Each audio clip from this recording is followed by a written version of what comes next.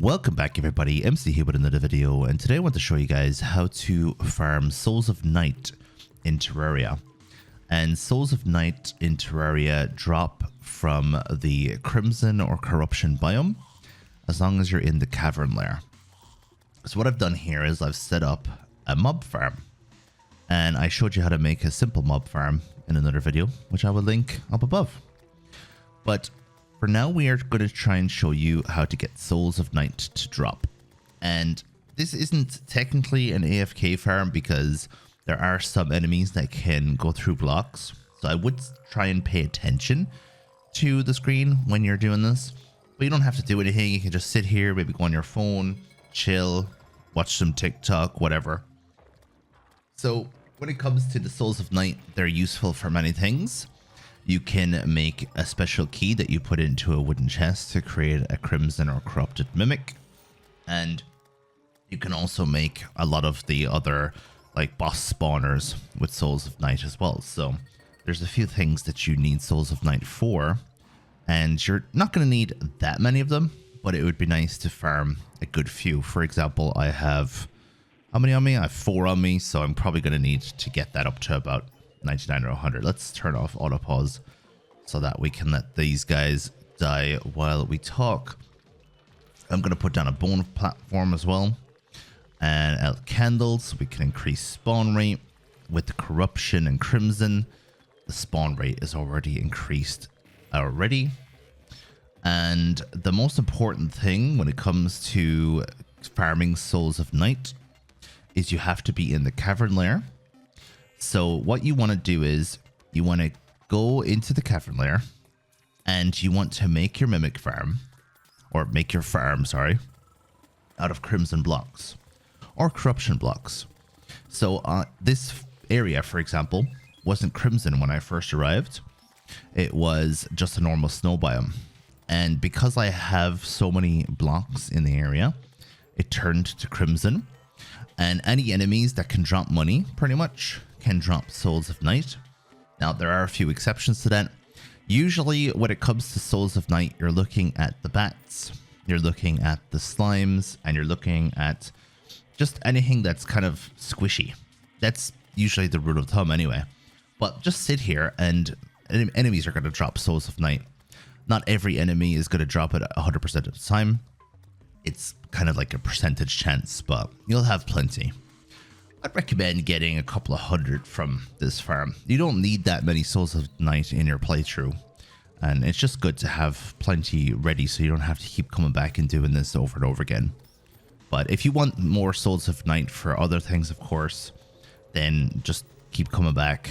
Just sit here. And as I said, look at your phone while you're waiting for Souls of Night to spawn. And just jump up to collect them. You can also jump out to collect them, of course. Depends on what part of the game you're in. Most of the enemies in here aren't that difficult. So because they're not that difficult, you could just jump out. And here's an example of one of the ones that go through the blocks. And yeah, that's why you don't want to be completely AFK here. These, what are they called? Floaty grosses can be a bit of a pain. It's always good to have a good summon with you. I have the spider staff, which is protecting me, of course. But unfortunately, the spider isn't that aggressive when it comes to enemies that are above it, so it doesn't leave my side. Whereas if you have the dragon, Stardust Dragon, then it'll go around the area above you and start killing things for you up there, instead of you having to sit next to it down here in your little cavern.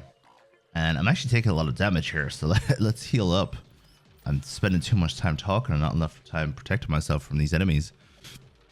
Another thing that's handy about doing one of these cavern layers mob farms is you have the Ecor.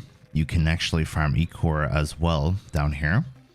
And that means that you can start making some pretty good damage items, particularly when it comes to Ecor bullets.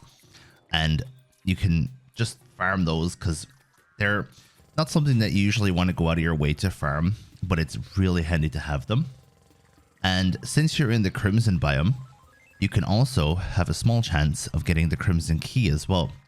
So that's also very handy. And actually, since I'm in the Frost biome as well, I could get the Frost Key from here too. So you have a chance of getting 2 different keys for better weapons. Now, technically, I already have the vampire knives, which I've showed you in another video. And if you want those, of course, you're going to need the crimson key. So this is useful. And just another thing to learn, and I think you've probably figured this out yourself, but just in case, if you ever want to change a biome to suit what you're farming, just make the mob farm out of the material from that biome. So hallowed blocks if you want to make a hallowed biome, crimson blocks if you want to make a crimson biome, corruption blocks if you want to make a corruption biome.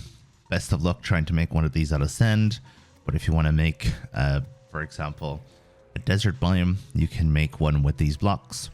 The only thing is you're going to need, I think it's around 2,500 blocks. So make a really big one of these, or put lots of blocks on each side as well, so that you actually end up with enough blocks to create the biome. So I'm just going to pop out here now and grab these Souls of Night. And as I said already, if you're finding that your enemies aren't spawning or the mobs aren't spawning that quickly, you can just jump out, clear the area on each side, reset the spawns, and then that way you can actually go back underneath and let the spawn start attacking again, because enemies are going to start spawning down here, which you're going to have to get rid of. Sometimes enemies are going to start spawning up above, which you can go get rid of as well. And yeah, just pop out every now and then, collect the Souls of Night, and also clear the area so that new enemies can spawn. Well, this is perfect timing. The solar eclipse is happening, so I'm going to leave you guys now and go deal with that. Thank you very much for watching. I'll see you guys in the next video. Let me know what you think of this, and let me know if you have any questions. Thank you very much one last time, and ta-ta!